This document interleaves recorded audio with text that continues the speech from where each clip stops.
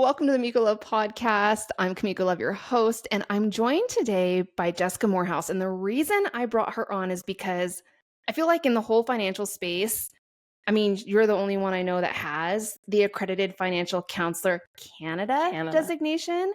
So I want to make that very clear. You're an AFCC. I'm an AFC. So I'm US based. Jessica is Canadian based. But still same designation. You probably just have a little bit different rules and regulations because it's Canada versus US. For sure. So tell us a little bit more about who you are and why, out of all the designations we can get, right? CFP, and I know now you're going for your CFP working on it as well, which is a whole other beast, I might say. So tell me why you decided to get the AFCC. Yeah. So I started studying for the AFCC in 2017 and then got it January 2018. It took me a full year to complete the program. And again, it's been a while, so I don't know what has changed in the program exactly. I'm sure some things have changed a little bit, but probably not that much. Right. But it was really, did you know Jen Hemphill? I do know Jen. Yes, she is also AFC. She's also an AFC. Yes. And I met her years ago at FinCon. Such a nice woman. I absolutely love her. I met her at FinCon too. Yeah, because she has a Spanish. Yes, she has a Spanish podcast, which I love. Yes. And she's just like a ray of sunshine. She's so positive and such a lovely person. And we got to talking one day about, I'm like, I really would love to, because, at that time I was still working full time, but I wanted to see if I can make this into a full-time career, but I really wanted to have some sort of credential behind that, and just also for my own confidence and knowledge and expertise and stuff like that. And she's like, you should look into the AFCC. Did you know there's a Canadian version? I'm like, I didn't. No one's ever mentioned that credential to me. Yeah. And so I did some research, and there was a bit of an older website, and it wasn't very easy to find, because what I later learned, and still to this day, honestly, most people in Canada who have the AFC designation, they are credit counselors. So that means they usually work for some sort of credit counseling agency. And most are not independent practitioners like myself. I'm actually one of the few. Right. And last year they do an annual kind of conference, because you have to get your kind of your work hours or your experience hours. And that's one kind of great way to get them in a weekend. And I was one of the speakers, and I did a whole presentation on how I was able to build this kind of how to work with clients one-on-one as a solo practitioner, not working for a credit counseling agency. And I remember a part of the presentation, I'm like, does anyone else have this designation, or is anyone else like me who does this on their own and works with clients one-on-one on their own? And literally no one raised their hand. I'm like, okay, well, there's some room to grow there. And I know the director of our organization who runs the show, he's so passionate about it, and I've known him for years. Nicest guy. And he really wants, still, and I've always been a big advocate for, hey, there's a designation that you may not be aware, it doesn't get much attention. That's amazing. And he is very passionate about getting the word out there, because it's a lot. Number one, these are kind of the reasons why I'm like, this is the one for me. Number one, I'm like, oh, this is something that I can get done in a shorter amount of time than CFP. So currently right now, as you know, I'm on the path to become a CFP, certified financial planner. And I started it in 2020. It is 2024. We're almost 2025. I'm not there yet. So it takes forever. Now, obviously, maybe it takes some people shorter than me, but because there's so many courses you have to take, and then I'm currently right now at I'm almost at the finish line to get my, not CFP, but there's a designation in Canada called QAFP. Fun, which is called the Qualified Associate Financial Planner. It's like one level below CFP. I'm going to get that first, but it's taken me 4+ years. So the AFCC was a great opportunity to get that credential, get that experience in a year. Basically, there was 2 courses, 2 exams. It was a lot of content to absorb in a year, and the exams weren't, I wouldn't say super difficult. However, I believe, and I don't know if this has changed, but in order to pass you had to get 70%. It was quite high. Yeah. And you're like, oh, okay, I got to get 70% right. So that's actually pretty, there's a lot of pressure. Yeah. Right. you know? And so that was a big reason why I did it, because I'm like, I can do this right now.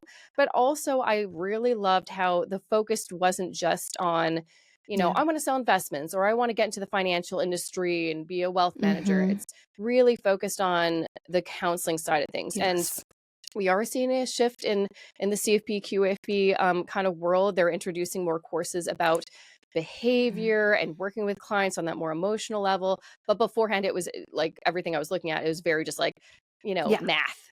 And this was something a little bit more personable, more about the human. And that's what really, really attracted me.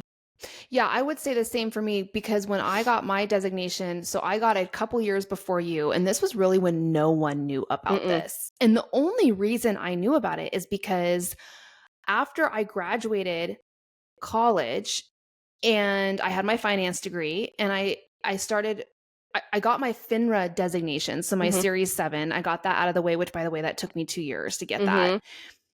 After that, my advisor said, well, I will pay for you to get any other designation you want as long as it's FINRA approved. And so I said, okay. So I knew, because I worked in the investment industry, that I did not want another FINRA related designation that had to do with the investment industry. I already had that out of the way. I wanted something. My big thing, and where my heart and passion was when I was in the investment industry, was I kept trying to tell these advisors, you have to stop ignoring the smaller person. And what I mean by that is they were so focused on their clientele, their high net worth clientele, because that's where they made all their money, right? No one focused on that person's child, their grandchild, the people who weren't making money yet or enough money to be considered, portfolio client. So I kept saying, you need to start focusing on these people, because unless these people have money to invest, you don't have a client. Yeah. So we have to focus on the foundation, these fundamentals, these psychological and emotional triggers behind money management to get them to a place where they can even be your freaking client. And no one would listen to me. Yeah. I kept saying for years, I said, please let me do a budgeting class, free for our clients, free for them to bring in their grandchildren or their children. And here's what I was met with. And the one thing I was told for years, budgeting doesn't make money. And that pissed me off. Yeah. Because at that time, I was that person that didn't have enough money to invest, that didn't have the financial skill set to really grow my wealth or even create any kind of generational change for myself or my family. I was the smaller person, literally, that was in piles of debt because I didn't know how to handle my money. So when they said that, it was like they were directly talking to me and being dismissive of my situation, right? And so it felt very personal. And when I went searching for a designation, I saw this, I'm like, holy crap, like you can get certified and have a designation for this. And I started on it immediately.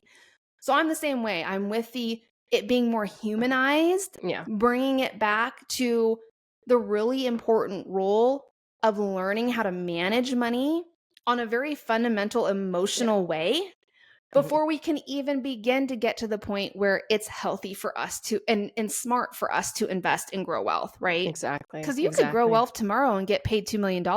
Doesn't mean it's going to be good for you. Yeah, exactly. I mean, that's something we've definitely, I think, encountered. It's a lot of people think, oh, the solution to my financial struggles is just more money. It's like, not if you don't know how to manage it to begin with, right? Yeah. You're going to mismanage all of that money. That's what you're going to do. Well, and what happens a lot of the time, you hear all these crazy stories about the people who win the lottery, they end up in a worse financial situation. Exactly. Because what they do is they develop a lifestyle with that money and then can't uphold the lifestyle, so they go even more into debt. Exactly. That's exactly what's happening. Yeah. And like you kind of mentioned, like the people that I know in the financial industry that get other designations like CFP or CFA or things like that, it is with the intention of working with high net worth clients, because that is where the money is, right? Right. And so that's why I think they get a lot more attention. It's a lot more lucrative, a lot more sexy, exciting. Whereas the AFCC, again, it's like there's independent practitioners like myself, very few of us exist. And there's credit counselors who help people who are, this is their last resort. They need to figure out how to pay off their debt. Should they talk to an insolvency trustee, or maybe they could work with a credit counselor to figure out the situation? And there's two big classes. And it's interesting too, when whenever I do go to that conference that we have here in Canada for AFCCs, talking to people who work, on the ground with these individuals, a lot of the clients that they have are, low income, maybe middle income, and very low financial literacy. And they're usually the people who are dismissed, ignored by the financial industry at large. And it is people like the AFCs, AFCCs that are there to actually help those people. But again, it's one of those things. A lot of people who are in that situation don't know who to find. Usually they think, oh, I should go to the bank and ask for help. It's like, oh my God, don't do that. Actually. Please don't.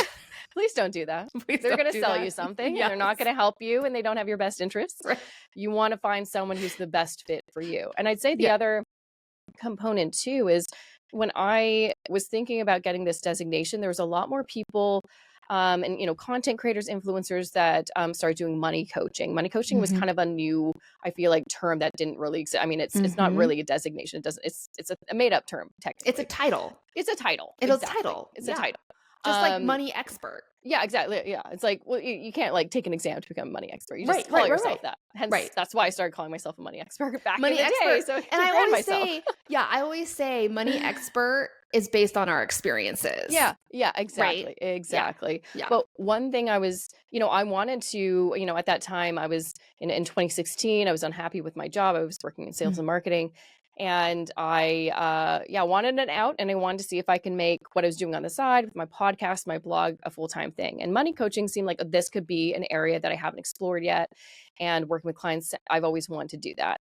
For me though, I'm like, but where do I start? And like, I don't want to give bad information or bad advice. And so the AFCC provided that guide. There's still a lot of things I had to figure out on my own. Sure. Guys, there wasn't necessarily, at least when I did it, a step 1, step 2, step 3 on how to work with a client. This is what you should do. There was a lot of trial and error. And I have found that was one benefit to actually, after all these years of taking courses for the CFP, I'm doing this program now. It's called like the professional education program. You have to finish this. It's more practical. It's kind of like a practicum a little bit. And then you get to take the exam and get the designation. And I'm doing this right now. I'm like, oh, here's the program that shows you actually how to work with a client. I kind of wish there was a little bit of that. But regardless, it still helped me provide that guide on what do I do instead of just making it up and maybe like, oh, shoot, maybe I shouldn't have done that. Because my biggest fear is telling someone bad information or, telling them something and then they're like, I did it and I ended up worse. I'm like, oh, shoot, maybe I got that wrong. Yeah. I hear you on that because so listeners know AFC, the program has competencies. And so it's offered by the Association of Financial Counseling and Planning Education, so AFCPE.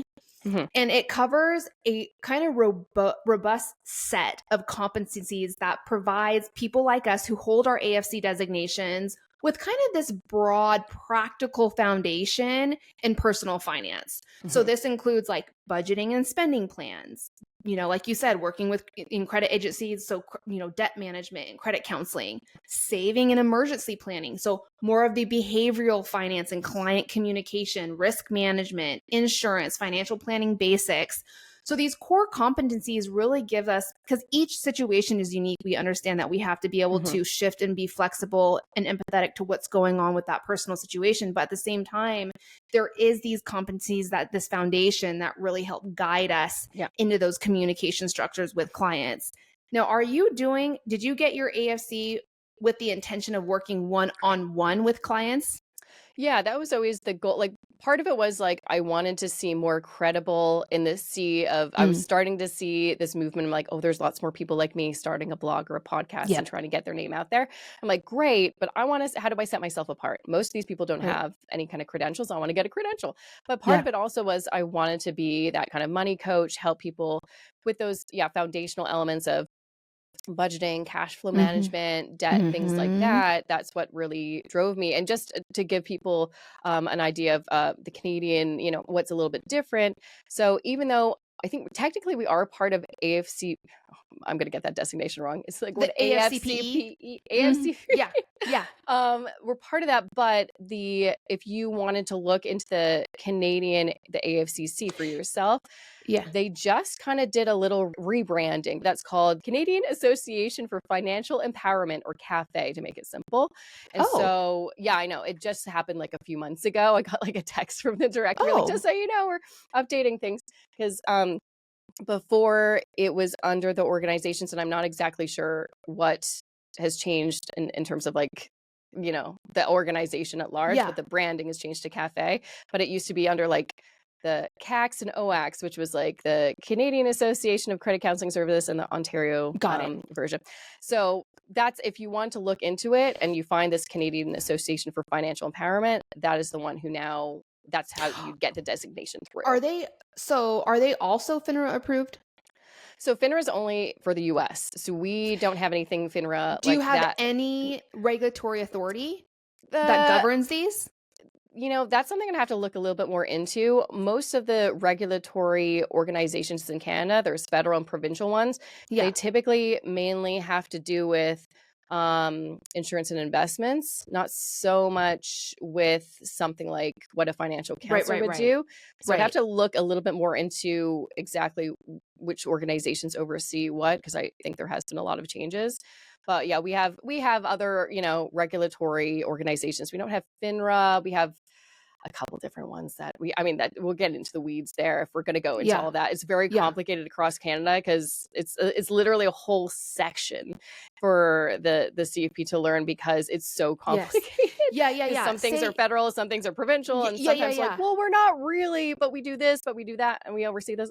It's just So I had mentioned earlier that my boss would only pay for things that were FINRA approved. And I'm pretty sure that's because we were in the investment industry at that time.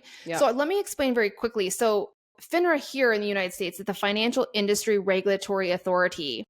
It's basically this independent organization that oversees securities firms, which is what I was. I was in a small family-owned, security investment firm, and professionals here in the United States. But it just ensures that they operate with integrity and fairness. Not to say that always happens. We all know that there's outliers there. But so for AFCPE to be FINRA approved means that its Accredited Financial Counselor, the AFC certification, meets kind of these really strict ethical and educational standards. And that just gives people who are working with people who have that AFC designation that confidence that they're working with a counselor who kind of adheres to these professional guidelines. But I also want to say FINRA approved certifications like the AFC. I had to meet criteria for quality education, and I had to do like these robust training programs, just like you. Like I have to keep up my CEs, my continuing education. And so I feel like, I don't know, I've never done the research if there are other companies out there offering, accredited or financial counseling designations, but I always suggest going through AFCPE.org if you are looking, if you're maybe you're listening to me and Jessica talk about it, you're like, wow, I'm really interested in finance. This might be something that I want to start out and do my career.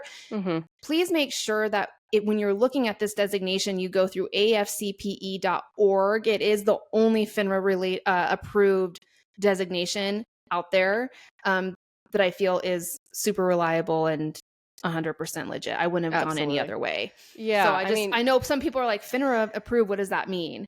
So and that's the other thing too, is there's so many, I feel like more in America, I would I see this is a lot of people, they have, they add a designation to their like Instagram. And I'm like, what is that designation? Like certified financial educator. And I'm like, what is that? And there's so many new ones popping up. So, I'm not an expert on everything that's going on, but before you spend your money on anything, do your research to find out how long has this been around? Is this actually something I should do? What are the organizations backing it? All that kind of stuff. But for the AFCC anyway, what's really important is, I think we are, I should have done some research before this, but I've never been asked that question. It's like, what are the organizations?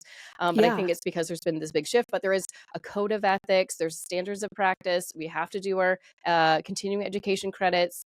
You have to pay an annual licensing fee. There's a lot of steps that you have to do to maintain that.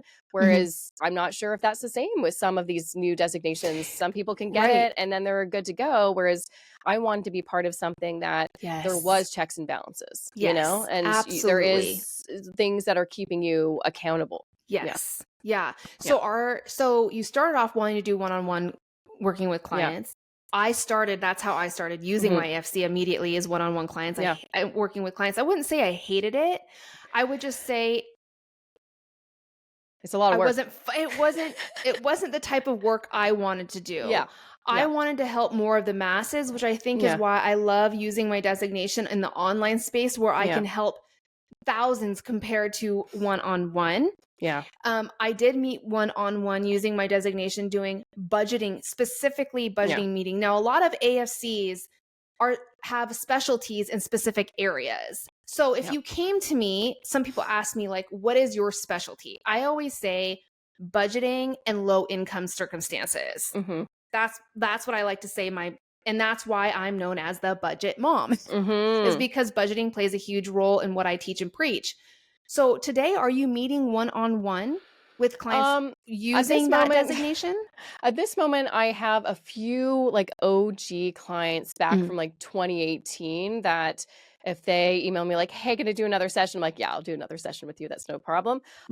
Just with a few, there was a few people that I absolutely loved working with, but I knew the work that they needed from me was a bit like out of scope, and I just did not have the time. So I referred them out to someone else. And also just like the past few years, I've been working on my book. So there's just like no real way for me to like, it is like one thing I didn't really recognize before doing the one-on-ones was how exhausting it is. And not just like the work that's involved, but emotionally. It's because you can't help. You want to, be professional and everything, but it's hard not to get attached to some of these cases and people and feel like, oh my gosh, you know, like I want to help them. I feel, you know, so there's a mental toll. Yes. You get emotionally involved. Yeah. This is what happened to me. And here's what I found happening. I would stay late, like 2-3 hours past the time I was supposed to get off work in these meetings, because I so badly saw their desperation and how badly they truly want. And so I would literally give up everything, dinner with my family, everything to help. And I thought to myself, you know, you're right. It's a lot of time working on one-on-one clients. Yeah. It's mentally taxing, right? So I thought, how can the budget by paycheck workbook, that foundation was actually created from me, figuring out how to budget for myself, that I then implemented into my budgeting meetings. That turned into now this. I said, how can I take this approach that I'm bringing into one-on-one clients and make it available? It's kind of evergreen to fit the masses. How can I help as many people as I can in that 4-hour period that I would have met with one individual? Instead, helping as many people as I can in that 4-hour period. And so that's kind of, could I go back? I get asked all the time, Miko, do you do one-on-one coaching? I'm just not ready to go back to that place. One, I just don't, you have to be realistic with the time you have. With my time with 2 kids and all the things, I just don't have the time. But it might be something that I thought about as... Sorry. You okay? It's okay. Yeah, I'm like, oh, it's coming. I felt a tickle. It's okay. Oh, okay. Okay, we're good. So as the budget mom, I don't want to say the budget mom will just stop being here, but I'm saying maybe something evolves where it's not as much, right? I'm not playing such an active role. Maybe as I get older, maybe meeting one-on-one might be something that's why I've kept the designation. So one thing that's interesting, because I do like doing the one-on-ones, and I have been contemplating to, once I get this new credential, will I restart it, kind of restructure it a little bit? Because I know I was undercharging, over delivering, and it just was not sustainable for me. But, you know, some people ask, well, do you do group coaching?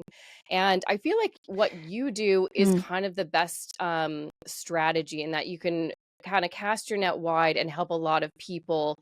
But you know, you're not saying obviously that you're giving personalized advice, because you can't with such a large group.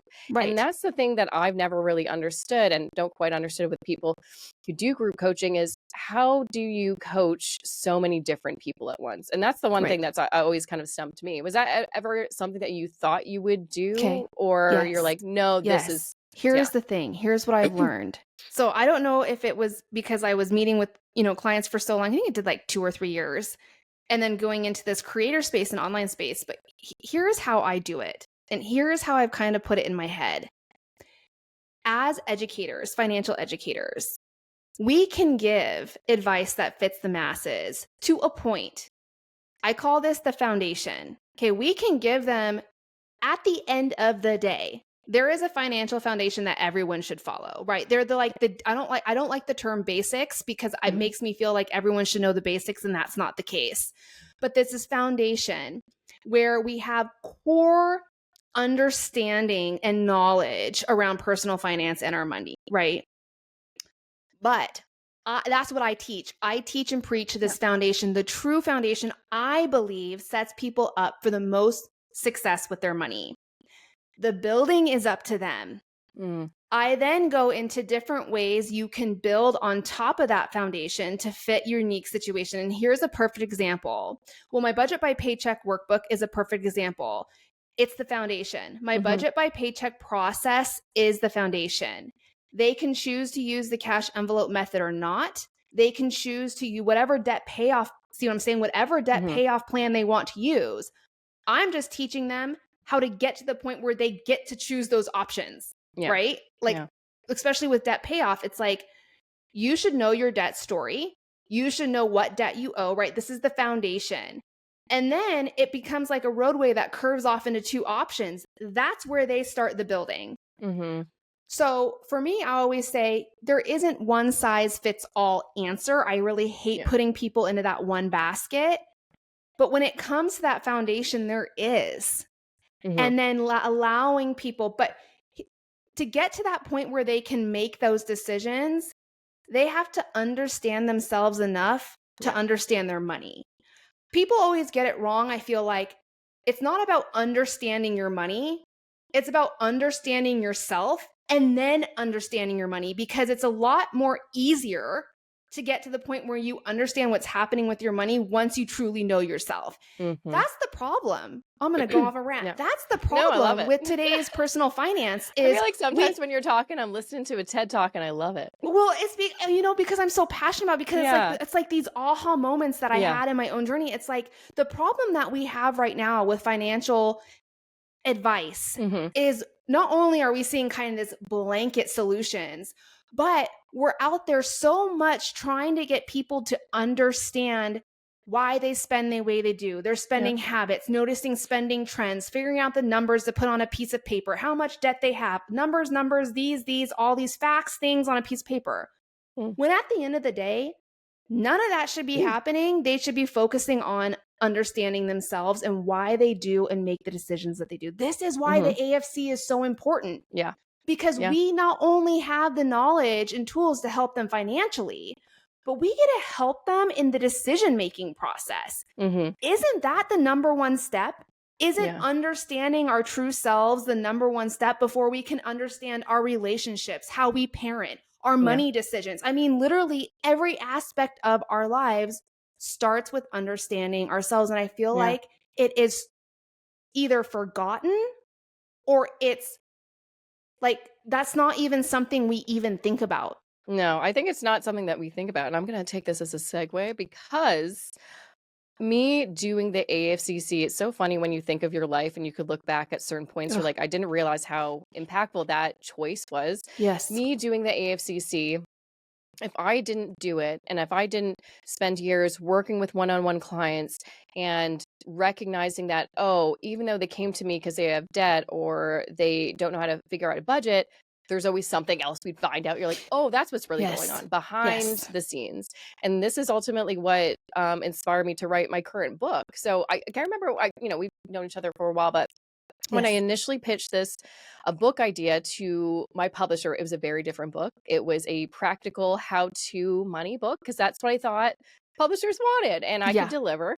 I was not super excited about it, but I'm like, let's just, I just want a book deal. This is something that I've always wanted. And there was one little line in my book proposal that said that I am going to explore things like human behavior and trauma and things like that. But it was like a little baby section of the book. And they're like, you see that line? We want a book just on that. And I'm like, oh, interesting. Okay. Yeah. I didn't think anyone would actually be that interested in that. So I Yeah. rewrote my whole proposal, pitched it again, which turned out to be the book that I wrote that's available December 31st. Pre-order now, called Everything But Money, The Hidden Barriers Between You and Financial Freedom. And it ultimately was inspired by a lot of the clients I worked with. And then also, you know, like you, I talk to people in my DMs, in email, and so many different formats, speaking, whatever, every single day. Thousands of people I've talked to probably over the course over a decade. And rarely is the conversation, what should I invest in? Like sometimes it's like, what ETF should I buy? I'm like, oh, it's always a bigger conversation than that. Exactly. You know? But sometimes it's, hey, I feel really bad about my money situation. Like I feel a lot of shame, or I have never talked to anyone about this and I don't know who to, like, it's always something deeper. Yes. And that's really what inspired the title of the book. Is most people's struggles with money are actually about everything but money. Yes. There's like one side of it is like there's financial issues, and that's when the practical how-to things can help. But I've met so many people who were smart, really educated, had financial literacy. They knew what they should do and they just weren't doing it. Struggled sticking to a budget for years, all these kinds of things. And they'd come to me for help and they're like, why is it still an issue for me?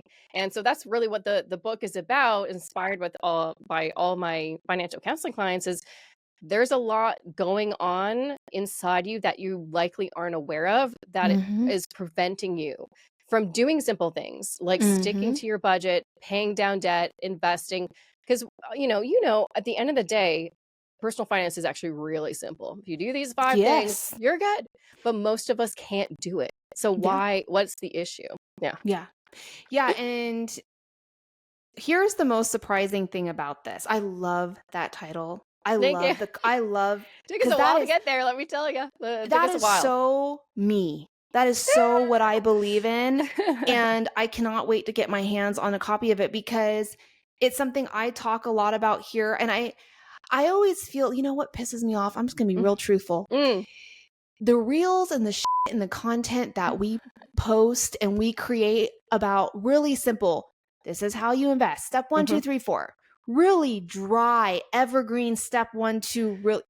That's the crap that goes viral and I know makes waves, right? You get 1,000 billion followers. And then you create content that's true and deep in the crap that you really need to focus. I'm talking about the emotional, human side of finances, right? Where you create and you're like, yes, you want to scream from the mountaintop. You're like, everyone should know this is so true. And you get one freaking like. I know. You know what? That stuff just isn't on the short form, the TikTok, the Instagram, the YouTube shorts. It doesn't exist. The only places I've found it is in books and podcasts, because you have this space. It drives me nuts. It's probably why we're losing followers on Instagram, because everyone's like, what the hell is this girl even talking about? But like, I want to shout it from the rooftops. Like, this is the stuff that's really, truly important, right? Exactly. The concepts and the information, like the information in your book. It's a reason I wrote my book, My Money, My Way. And I wrote that also based on stories from my community, right? And so I feel like the AFC, this is why it's important. Because all of a sudden we're getting away from the step 1, 2, 3, 4. And if you don't follow these steps, then you're just off the beaten path and you're an idiot. Oh, and I hate that advice too. The one that's like, it's so simple, you idiot. And you're like, ooh, there's that shame. Hello. Yeah. That's not helping anybody. Yeah. When I hear that crap, I'm like, okay, thanks. Yeah, thanks. Like, that was helpful. I'm like, I sometimes see this information that I know all this stuff, and I feel like I'm not doing what I should be doing. And I'm like, wait a minute. Yes. That's not what we need to be here. Because at the end of the day, what I found from pretty much like 100% of my clients is they usually come to me because they feel like really beaten down, because a lot of content out there still comes from a place of blame and shame. And that, I mean, that's how I kind of started in the personal finance space, and lots of the experts that I was following. And they made me feel really bad about myself. But I thought that was the only way that I could get my stuff together to a point. And then you're like, well, I got my stuff together. Why do I still feel bad? Yeah. And so we need to like, you know, the crux of my book is really deciphering what is your current relationship with money. Most of us have a very toxic relationship. Even myself, I discovered when I was starting to write the book, and I did a whole big self-discovery, a lot of therapy to figure out what was going on under the hood for myself. It was very unhealthy. I thought it was healthy. It was very unhealthy. And we need to figure out what's really going on and what steps to take so we can build a healthy relationship. Because I know people who have millions of dollars in the bank and they're miserable. Oh, That 100%. doesn't make sense. That doesn't make sense, does it? No sense. Something's wrong there. We need to figure out what's going on. Yes. Oh, I 100% agree. This is my conversation all day long. And I wish that there was more conversation, but more important than just the conversation, I wish there was more truthfulness and openness and vulnerability around these conversations. But the truth is, these types of conversations aren't being said because they're freaking scary and you don't want to look like. I remember when I came out and I said the reason I was in debt was, one, I was using my child as an excuse to be a better mom. Horrible thing to do, but it's the freaking truth. Took me 2 years to admit that out loud. No one wants to say that as a parent. And two, I was going into debt because I didn't like the way I looked. Yeah. I felt like, man, if I say that out loud, people are going to think like, all I care about is the way I look. I had all these feelings, if I say this out loud, but I wish more people would say it out loud. Yeah, like be honest. Like one big truth I share in the book that the book is really exciting just because I don't really share that much about me personally on my platforms. Yes. And part of it's just like I like my privacy and I want to maintain some myself. I don't want to lose myself. I do share quite a bit in the book. And one thing I recognized about myself was what was driving me to get more money. Why did I start getting into personal finance in the first place? I was told myself this one story that I'm like, I just want to learn how to improve my situation, all these good things. Ultimately, though, what it came down to after doing some introspection and therapy was I didn't like who I was. I didn't think anyone else liked who I was. I wanted people to like me. And so I thought, because of, past experiences and past bad relationships, if I could be successful and wealthy, people would like me and pay attention to me. And that's really what it is. I just wanted to be seen and heard. And I just wanted some attention because I didn't feel like I got that in certain other stages of my life. And that's what was driving me. And that is a terrible motivation because it'll never be enough. You will never have enough success. You'll never have enough money. You'll keep on reaching those goalposts and pushing it and another goal right there, and you're never going to finish that marathon. And I came to a point where I'm like, I don't want to live like that. I'm so miserable. Whereas from the outside looking in, people would be like, oh, you're doing so great. I'm like, why do I feel terrible then? It doesn't feel good. And I've got to say though, from the 2 years writing the book, completing the book, and doing all that work on myself, even though I'm still ambitious, I am not hard on myself for not hitting certain goals, or I don't have this crazy desire necessarily to be like, oh, why am I not earning X amount? Because I see other people online that are earning millions of dollars. Yes. It doesn't make me a bad person if I'm not earning that kind of money. And also, why do you need that money? Like what? And so I actually had to really rethink, what do I want in life? Once I've got stability and I've got everything covered and I'm on a path to, retire one day and all these good things. Okay. Outside of that, why do you want more money? Oh yeah. Again, it was so I could feel like people would care about me. But that didn't actually make me happy. So I had to figure out what actually did. And most of the stuff, shock, most of the things that make me happy are very cheap or free. So you know what? I always say this because this is so true. When I started my journey, I always say I could not answer. If someone came up to me and said, what makes you happy? I could not answer it. I could not answer it because for my whole entire life, I was depending on other things, other people to external make things. me happy. Exactly. Except for myself. So when my counselor, my therapist was the first person who asked me this, she goes, well, what makes you happy? And I sat there for a second. I'm like, oh my God. Like everything I was going to say was dependent on someone else's activity or what they brought to my life. Exactly. So it's true. Like, oh my gosh, what a great discovery. And also one thing I realized was what is my life outside of work? I just made my whole life work. And especially like a lot of this stuff happened. Actually, like I had this big kind of aha moment once I got my book deal. It was funny. I had a bit of a life moment, and I realized, oh my God, I actually don't have, the social life I used to do, because I used to be like, no, I got to work. And I didn't have much of a life. I kept on putting it on the back burner. And then I realized, no, you need hobbies. You need to go outside. You need to make new friends. You need to be social. You need to live. Enjoy life. You need to live. You need to live. And there's nothing wrong with that. No. But I think I just had this idea of what success and a happy life looked like. And, yes. A lot of the people who have that, that beautiful Instagram worthy life, we don't know what's going on. No. And also you can be you can be happy without that.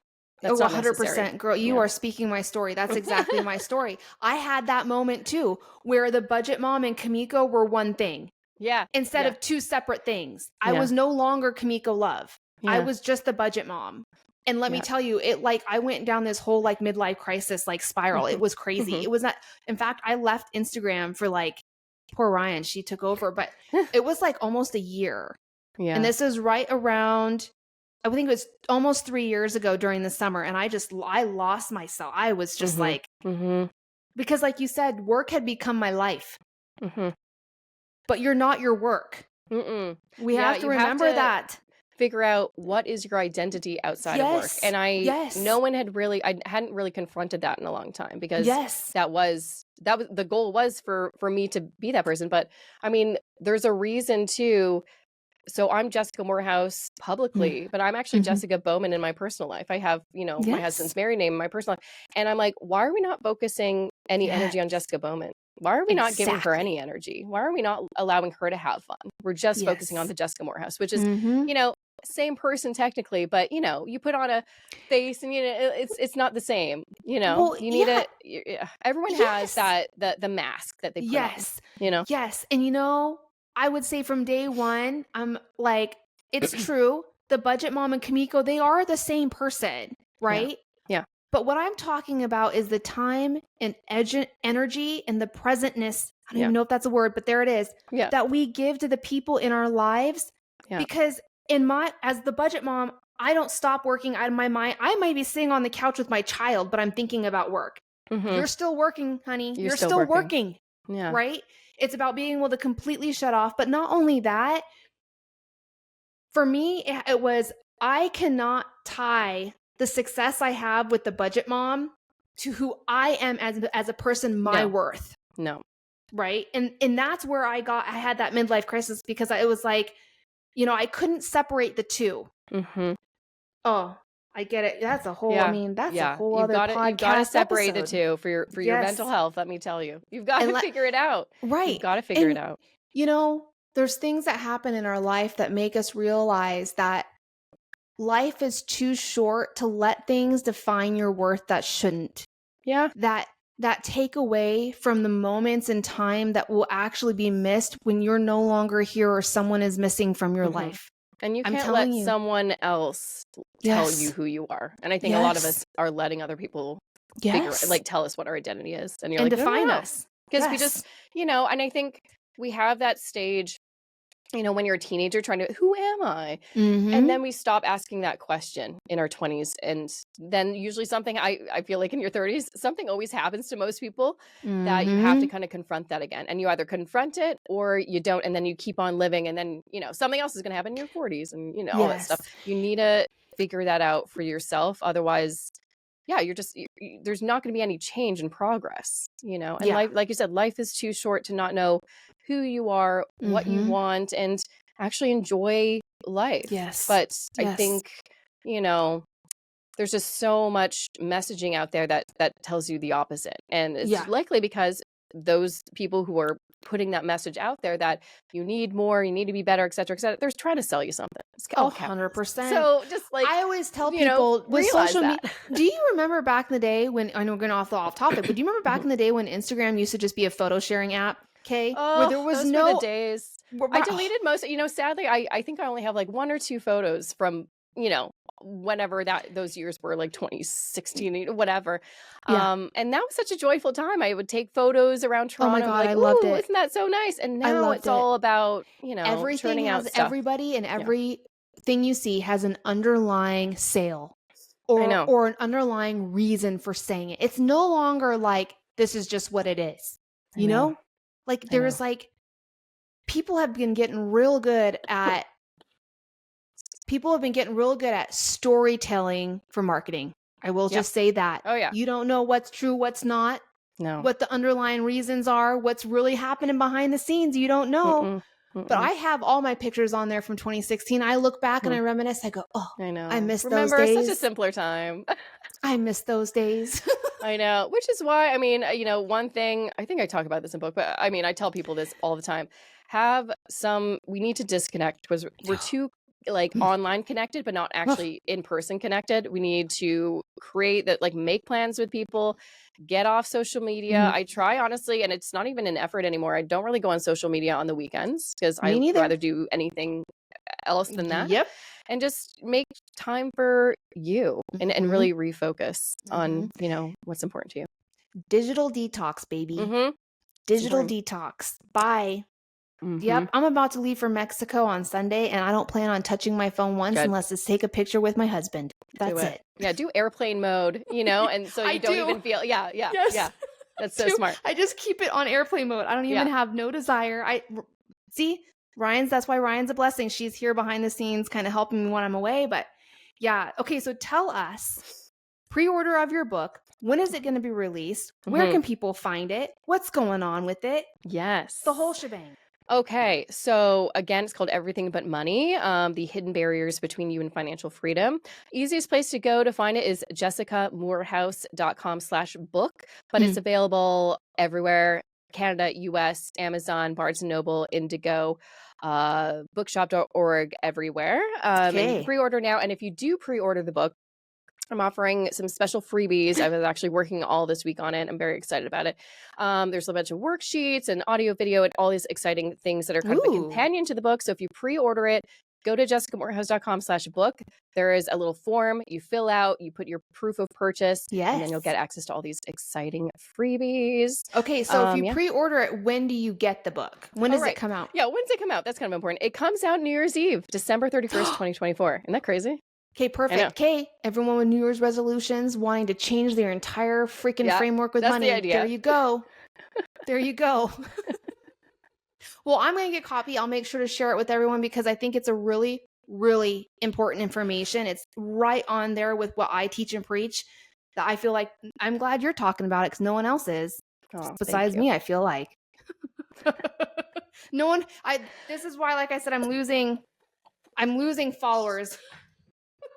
You know what? That's okay. That's what I said. I told Ryan, Ryan's kind of upset. She's like, did you see that? I'm like, who freaking cares? Who freaking cares? Followers don't count for nothing. They don't count for nothing.